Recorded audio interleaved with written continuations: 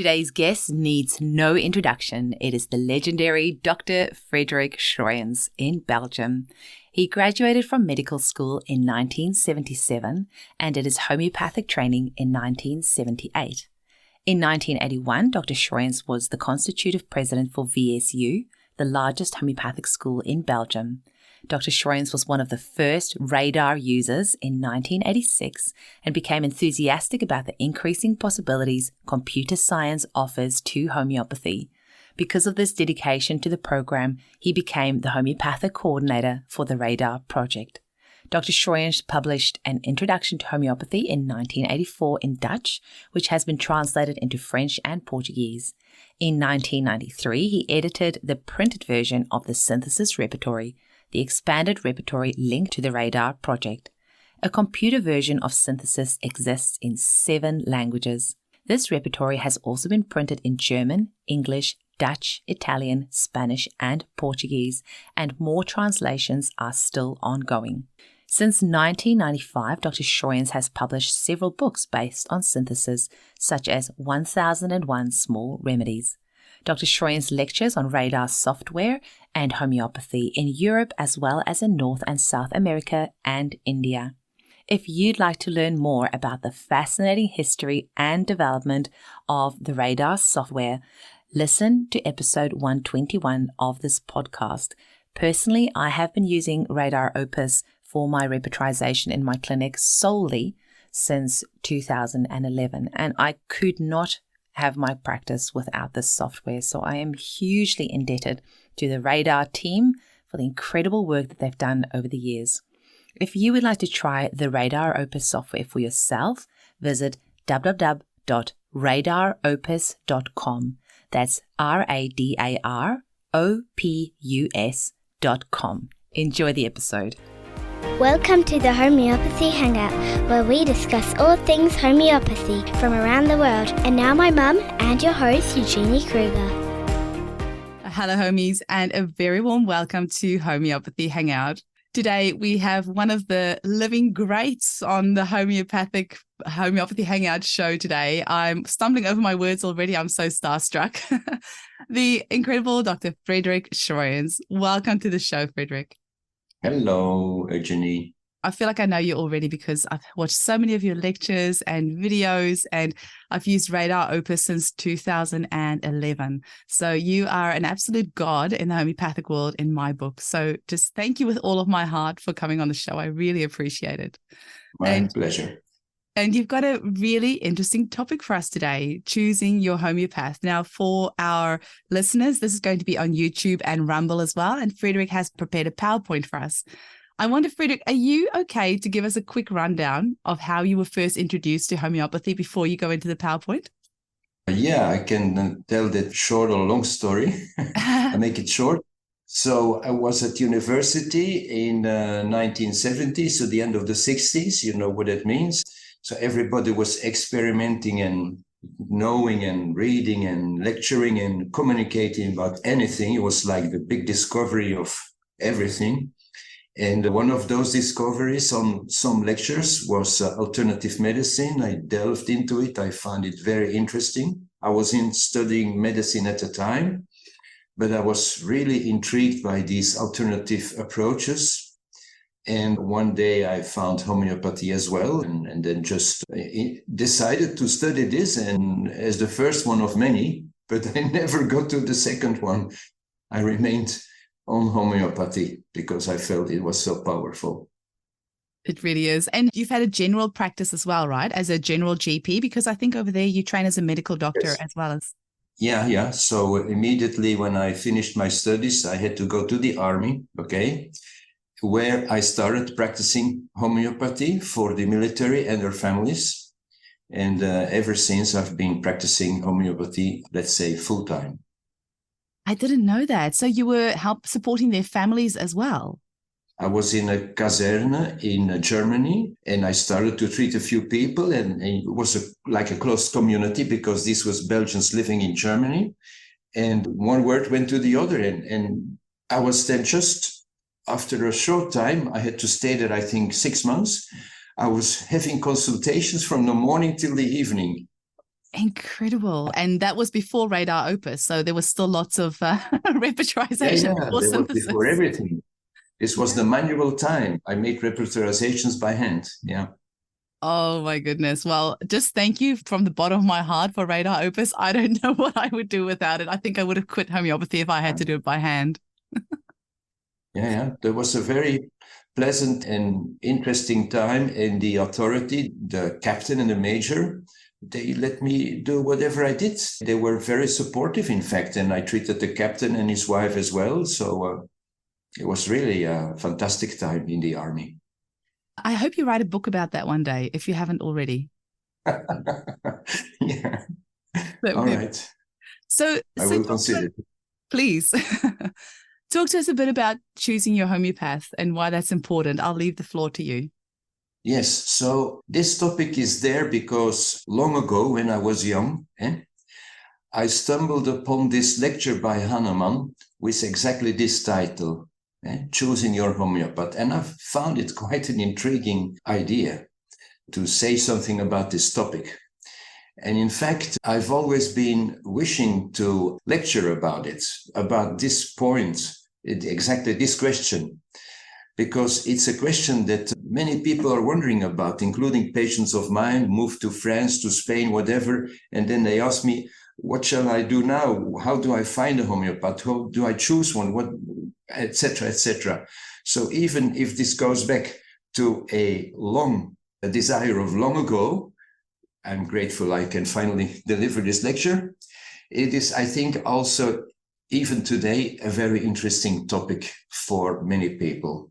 And so I'll start with a little history. So there is, of course, we know the Organon, which is like the main book where Hahnemann summarized his experiences, and we call it his philosophy. It's basically the summary of his experiences. And as you may know, he published that between 1810 and 1833, fifth edition, and even a sixth edition in 1842. So this is just history. But on top of that, there is this guy that you're seeing here, Stapf Ernst, German guy, who collected already in 1829 11 articles and 14 letters by Hahnemann into a little booklet, which is called The Small Medical Writings. And I have at my disposition the French translation of Jourdan, where I find, again, this article. You see, Étude, Study of Homeopathic Medicine, for those who follow the fifth edition of the Organon, okay? And there is this famous letter. It's just a letter by Hahnemann, and he entitled it The Choice of the Doctor. And then someone is writing, Mon cher docteur, my dear Dr. Hahnemann, as I am far away from you, I don't know to which doctor I must address me, and a whole story, a letter, a request, written by a prince this time. You see, it's a prince who wrote this letter to Hahnemann, has been treated by him. And then followed by the reply of Hahnemann, Mon cher prince, which means my dear prince, etc., etc.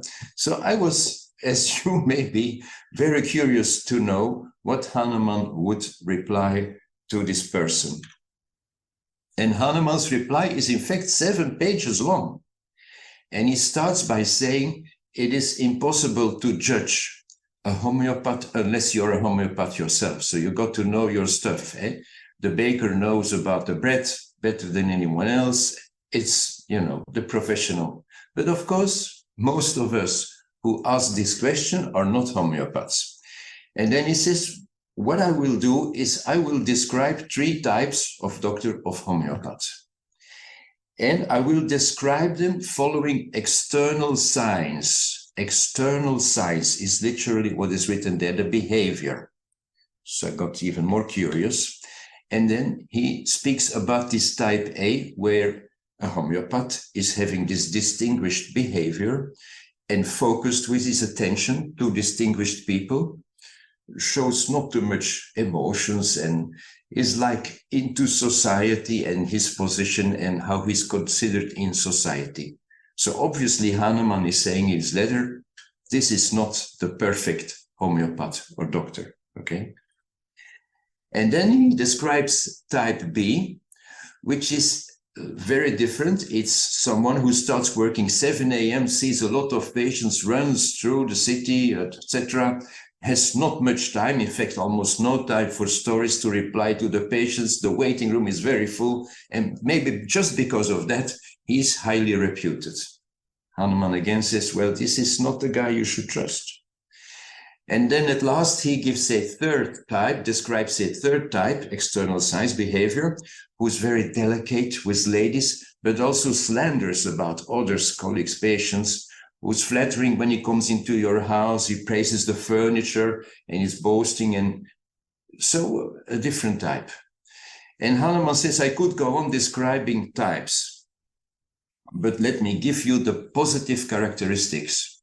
And Hahnemann's, yes, the person you're looking for is modest and has common sense. It's just like you can speak to that person. And he's conscientious when he studies, he's conscientious when he's teaching. And when you ask a question, the reply is clear. It is not vague, it's to the point. You see what I mean?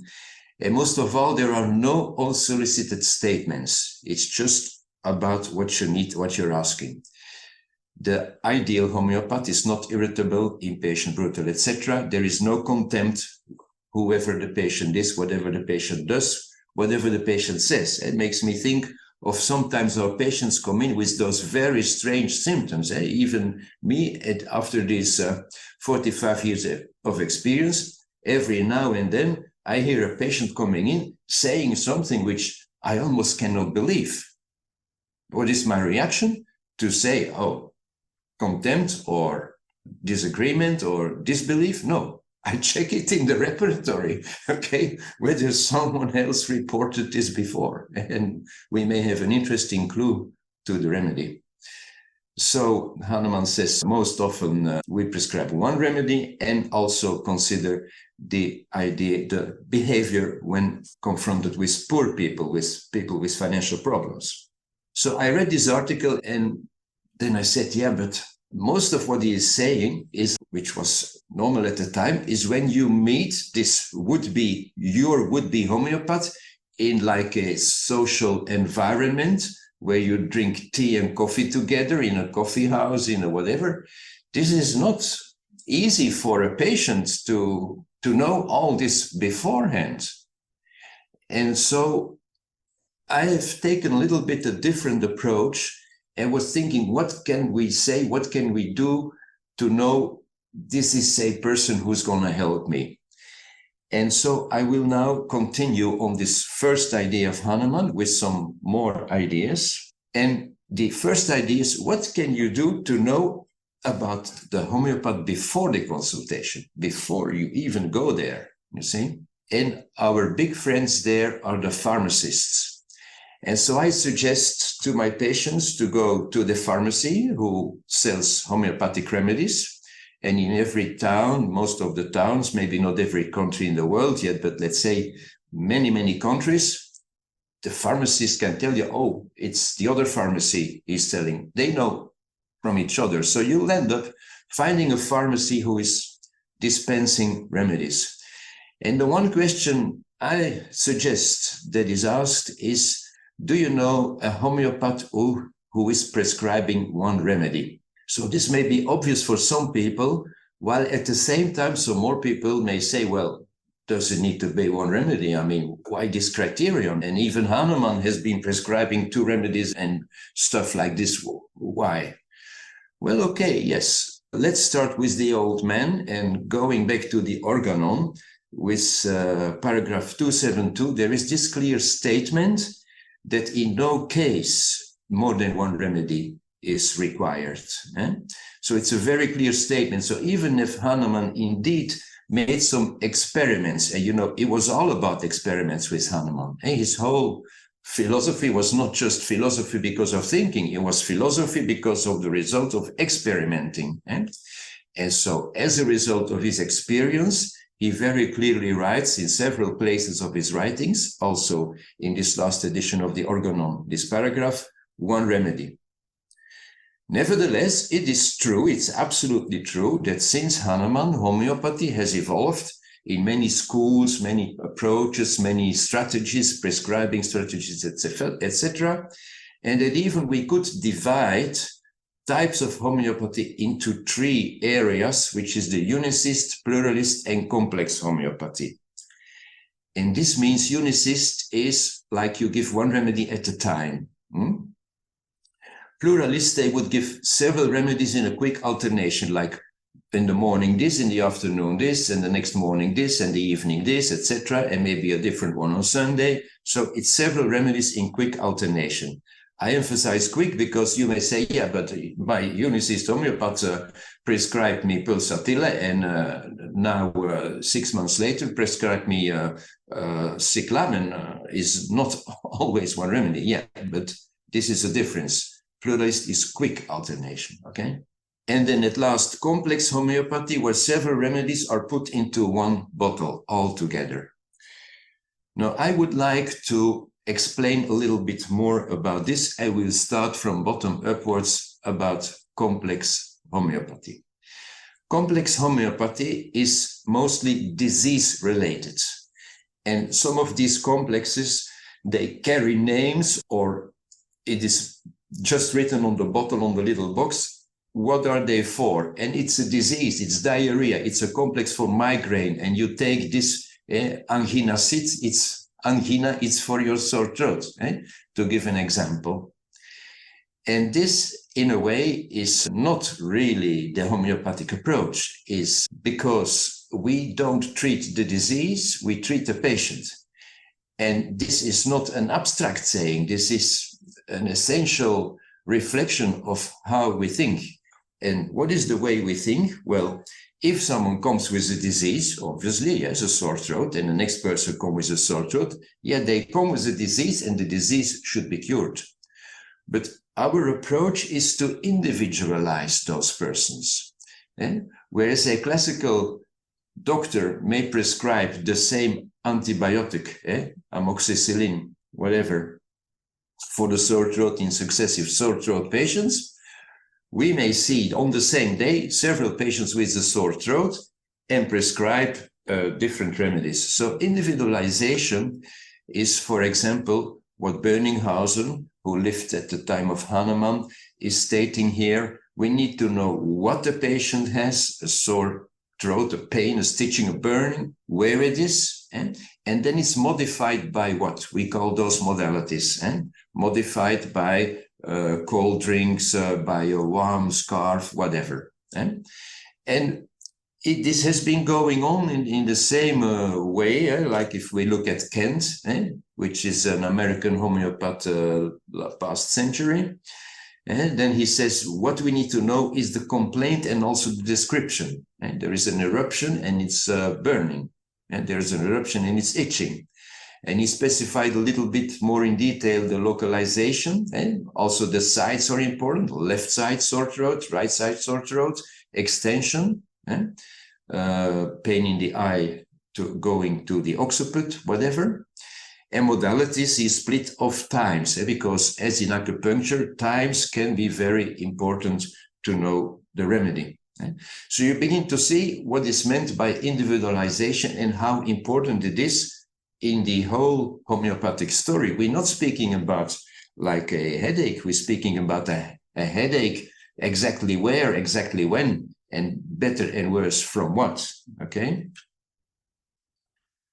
Then some people will say, yeah, okay, you have nice ways to convince me of different remedies, but we put them in a complex, and the complex is the sum of the remedies. It's just more easy. There are some remarks about it. So first of all, it is definitely true that complex have some effects.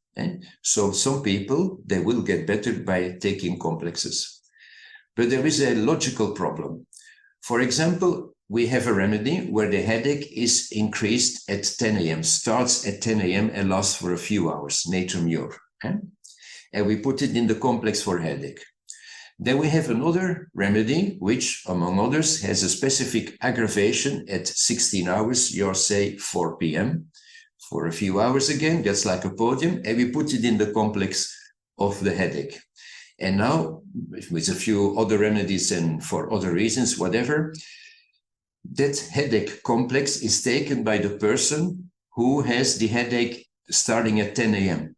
Will that remedy work? Or what happens with the remedy which has the aggravation of 4 p.m.? Or what happens if the person has no time-wise aggravation at all?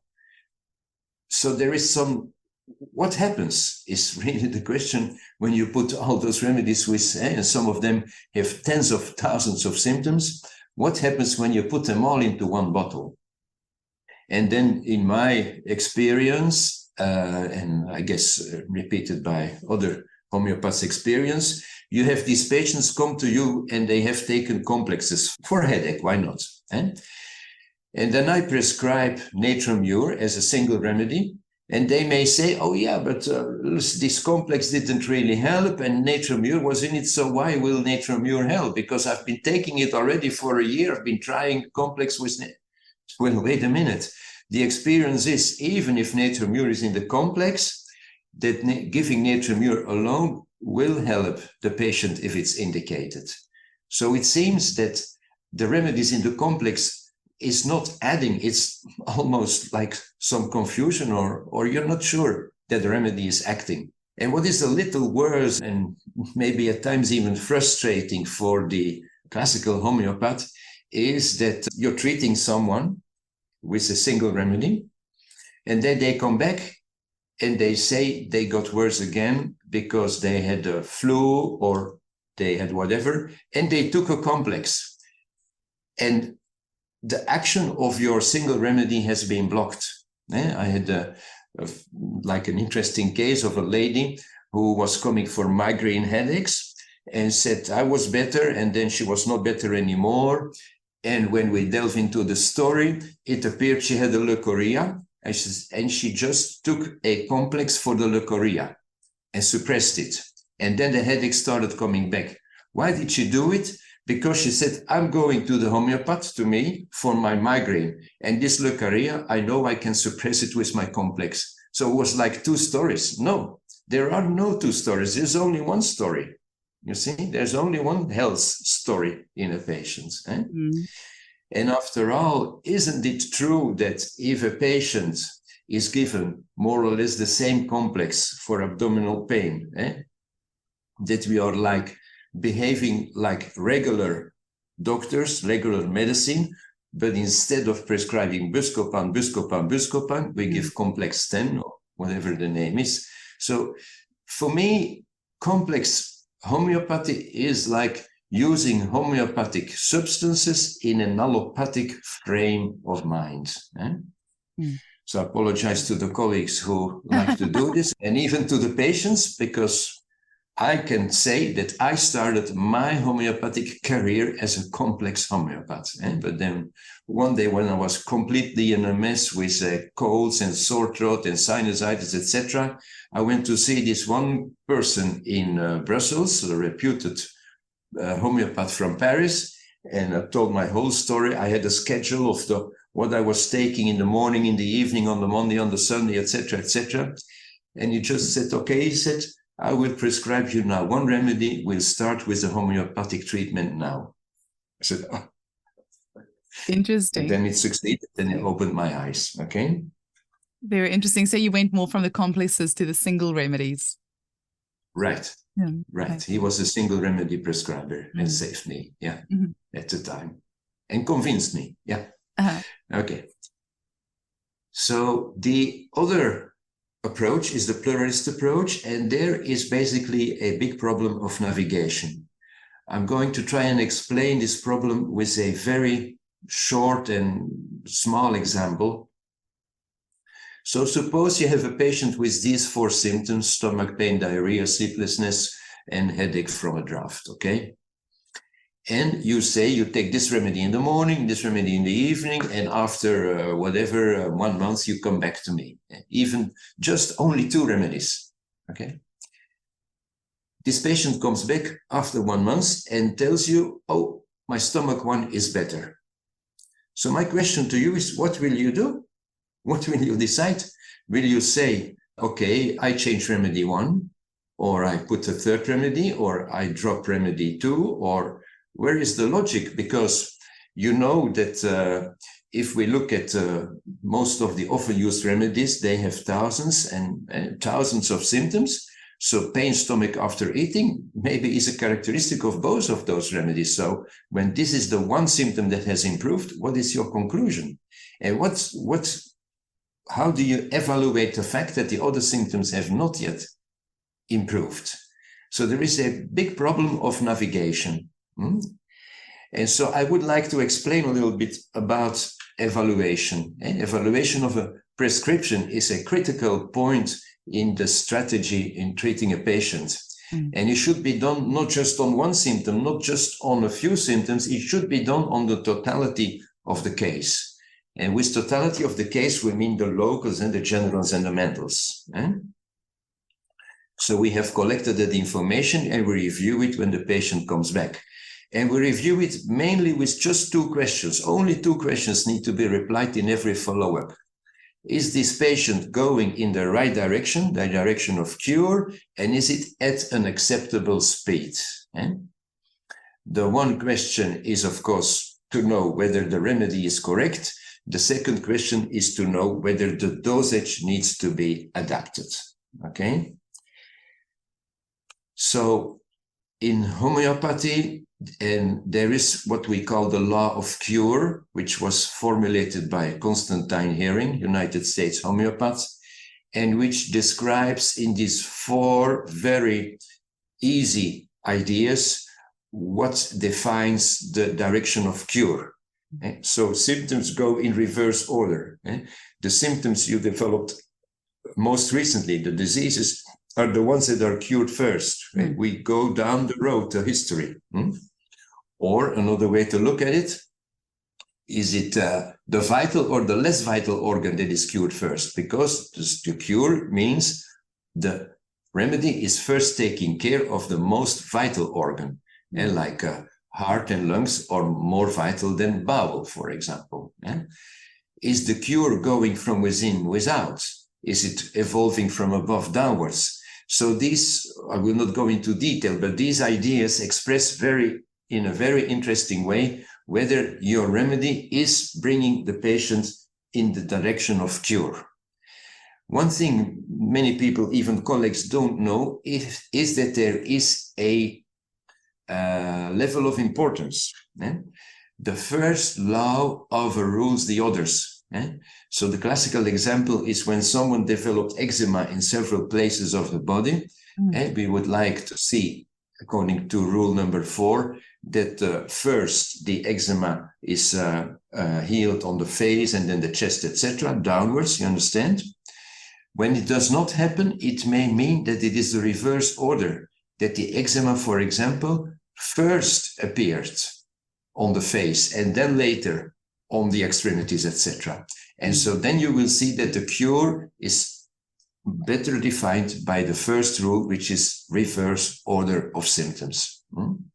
And to make just to say, more confusing, I just Colin Griffith's seminar, he was saying with the chakras, it heals from the bottom up. So that's sometimes I feel that's very confusing, but that's very interesting that you say. So the reverse order of symptoms, that's actually the most important rule. The reverse order, so time on the timeline. On the timeline. Okay. So the most recent complaint will be the first thing to go. Yes. That's definitely.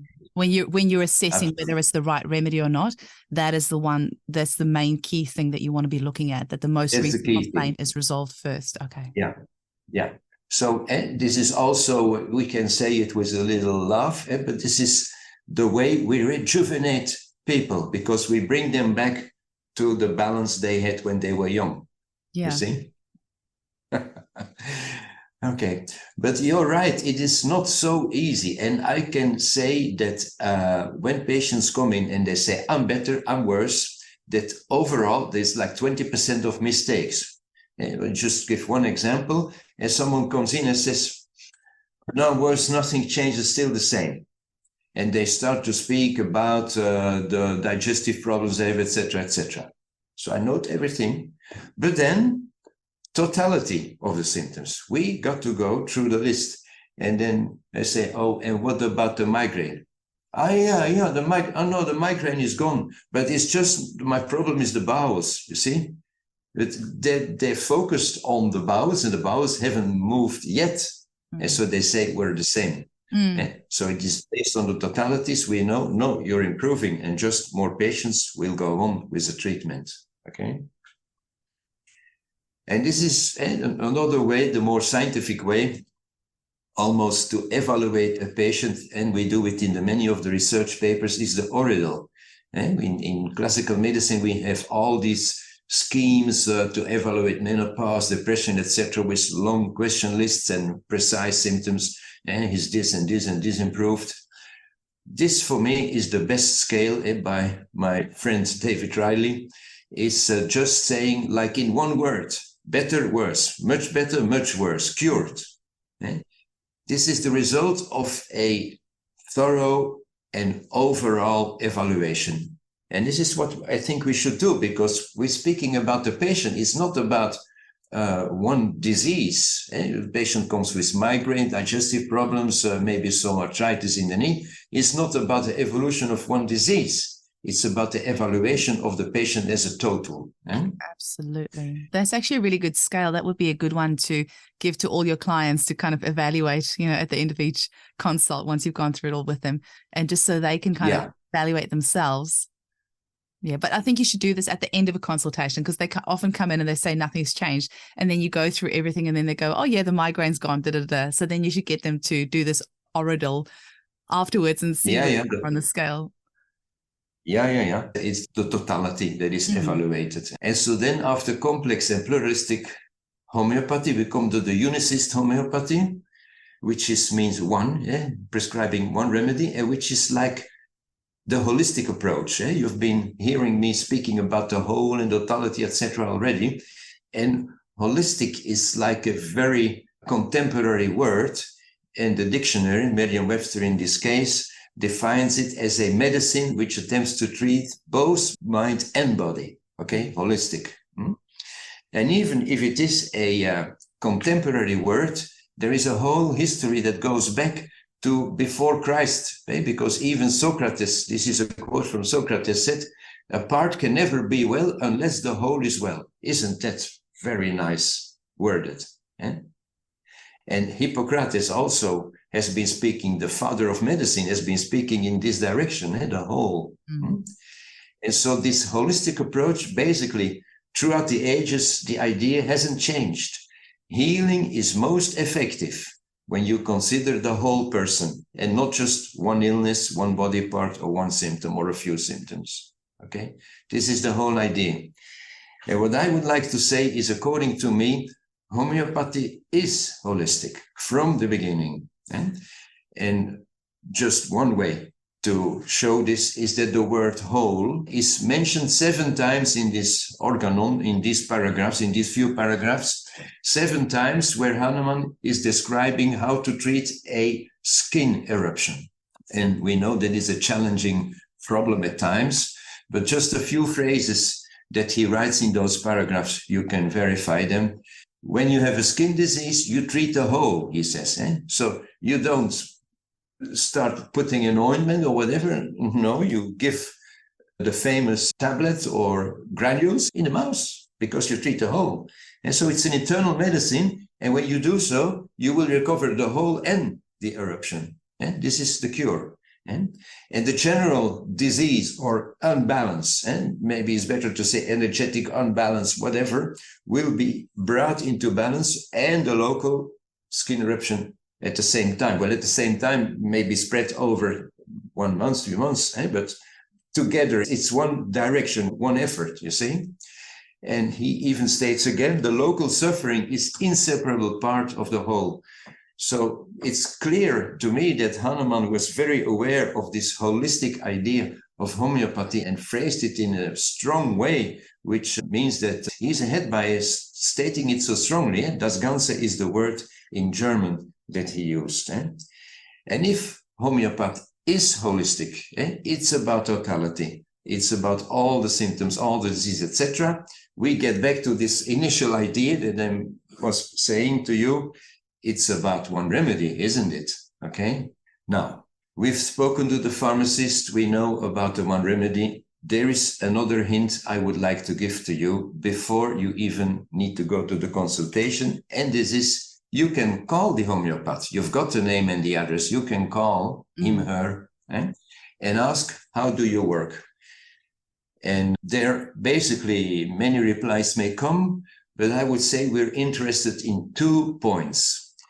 The first point is, what is the duration of the intake? And I would say it's minimum 1 hour. Today, I still schedule 1.5 hours for every new patient. Why? Because we want to know the whole history, the whole story. And if it's much less, then it means this homeopath is not taking the whole story. When I initiated my homeopathy in the army, and then later on in my home practice, I took half a day for every new patient. So the intake was 1-2 hours, maybe more, and then studying, etc. So I put almost no limit to the duration of the intake. Because this is another saying by Hahnemann, taking the case is the most important and difficult part of the job. So yeah, just ask this. How long does the intake? What is the duration?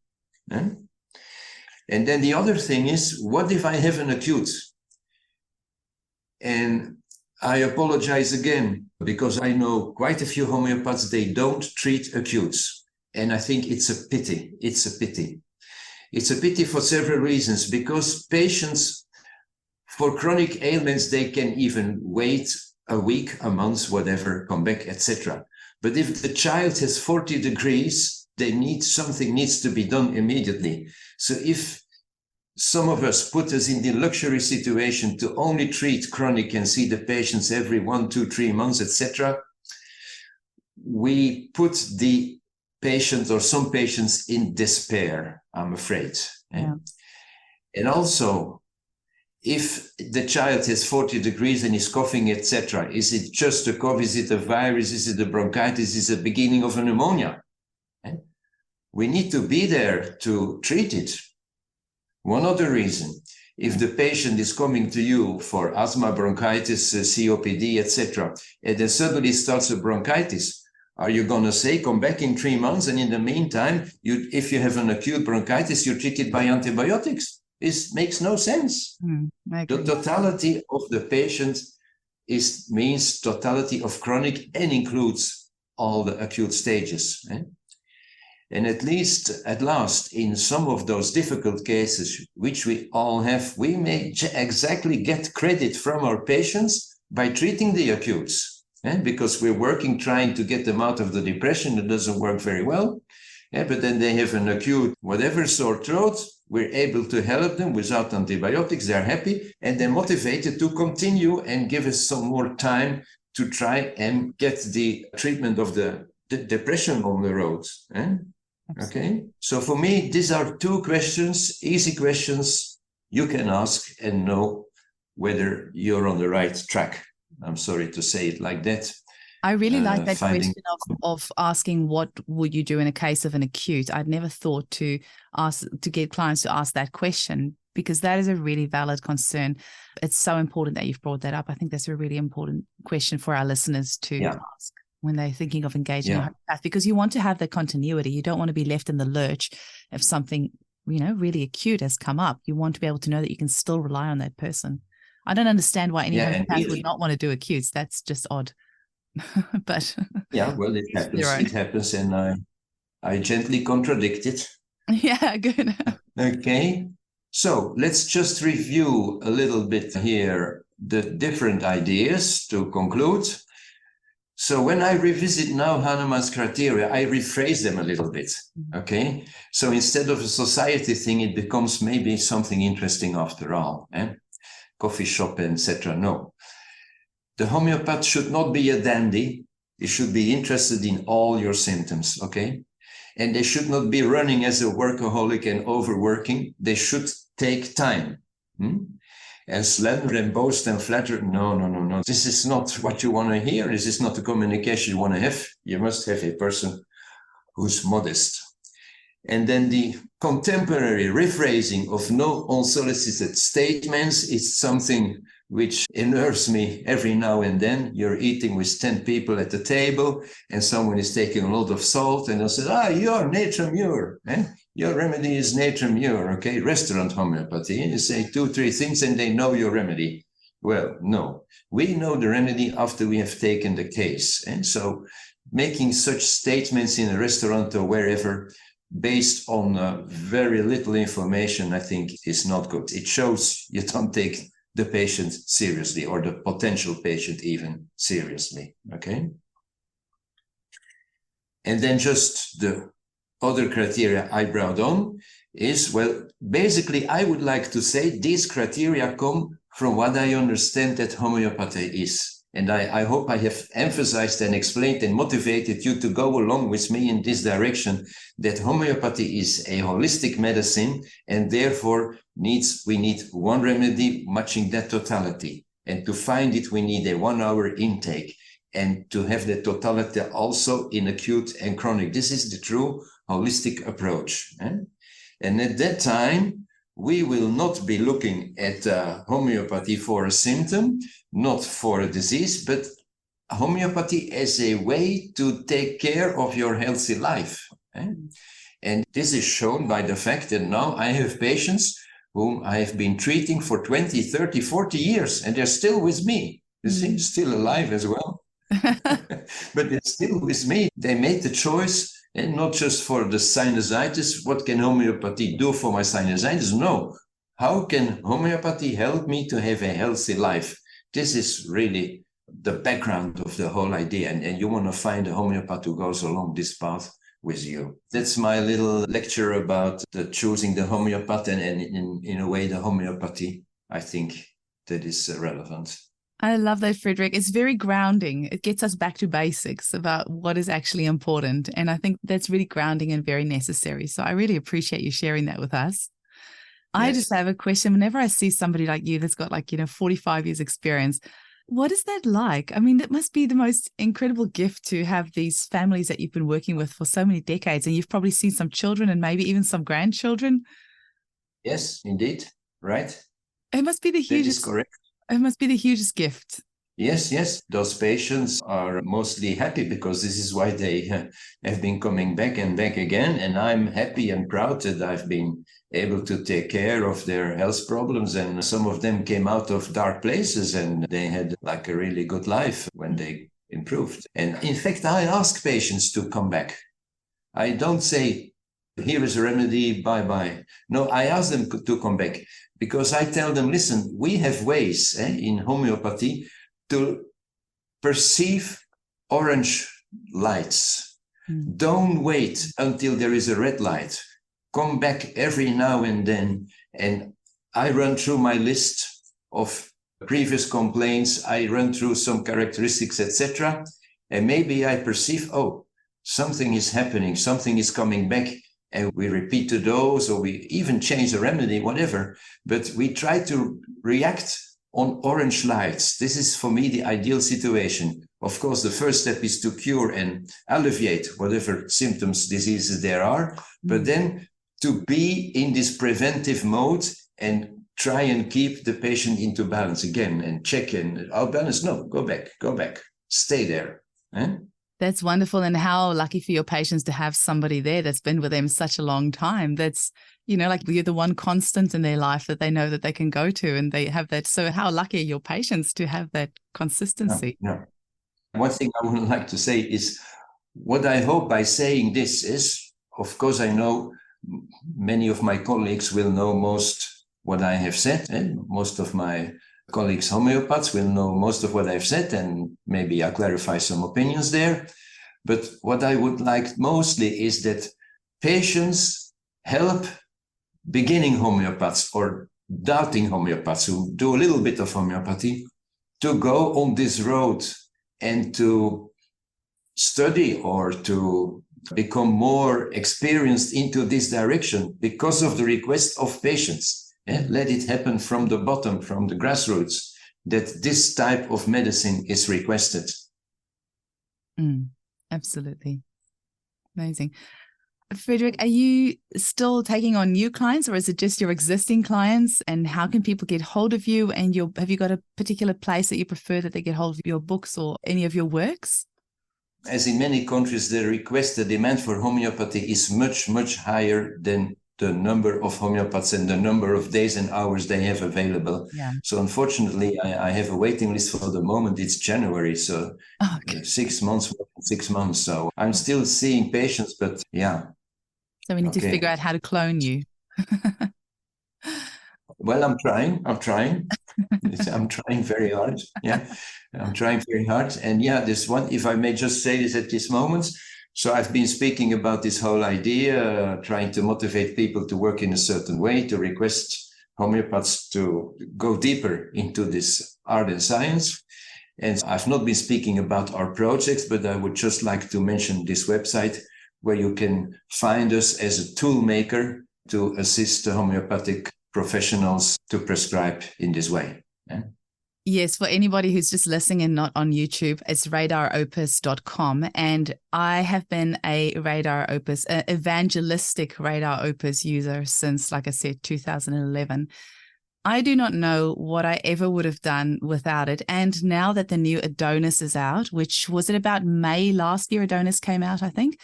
It has completely revolutionized my practice. I have to share one little case with you. So I had a client recently that kept on saying that her depression is like a helmet on her head. And I just typed in, just for a joke, just typed in helmet in the search field because I just wanted to see what comes up. And there was one rubric in there. It said as if helmet, my head as if helmet or something like that. And there was one remedy in there and it said Morion immersion. And when I saw immersion, I didn't know what Morion was, but I saw immersion. I thought, oh, it must be a crystal. So I looked it up, and Morion is an alternative word for a helmet, but it's also smoky quartz. And this client has had the most unbelievable results with this particular remedy. But there's no way that would have, I'm sure that wouldn't have been in the previous version, but since Adonis, all these new remedies are coming up, like all these crystals, all these butterflies are coming up. And I love that there are also families coming up. So arachnids will come up, or Lepidoptera, or like families will come up. So it won't just say these are the remedies, but this is the family that you should potentially go and look at.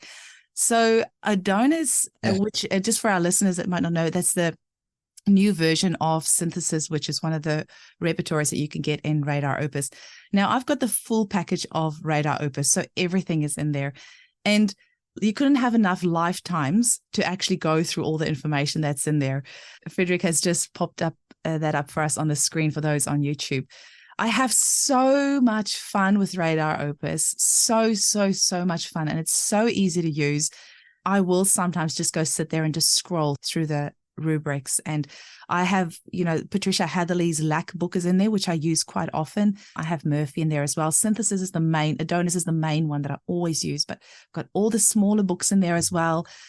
I don't know what I would do without it. And it is, now that Adonis is there, it is so much fun. All these cool remedies are coming up that I love prescribing. I do have to constantly keep myself grounded because I am somebody that can get quite excited with all the shiny toys. But, if you prescribing something shiny and fun like Morion immersion or smoky quartz immersion, and it's working, the client has come back and said, for the first time, this helmet has lifted. Then it's not just me being airy-fairy and trying to prescribe funny things. It actually worked. It's changed her life. Or if a butterfly is coming up now with Adonis, butterflies are coming up and you're prescribing that remedy and it's helping. It's just amazing. So I'm going to sound like a raving lunatic because I love Radar Opus so much, and I really particularly love Synthesis. So I can't thank you enough because it's the first thing every morning when I open my laptop, I open my email and then I open Radar Opus. And then I open Facebook. But those are the three things that get open first on my laptop every single day. It's my email and then Radar Opus without fail every single time. Very nice to hear. Very nice. I love it. Frederik, is there one final message that you want to leave our listeners with? The listeners, the professional ones, I would like to say, carry on, don't get discouraged. And for the patients, I would say, push them to work hard. Sounds good. Amazing. I cannot thank you enough for your time. Like I said, you are just an absolute hero in my books. And I know you said one of the things of a homeopath is not to be, somebody that doesn't do flattery and all that. I don't care. I'm going to flatter you all I can because you are a hero in my book. So thank you so much for all the work that you've done to make our job so much easier. I really appreciate it. Thank you, Eugenie, for this opportunity. Thanks a lot, really. Good pleasure.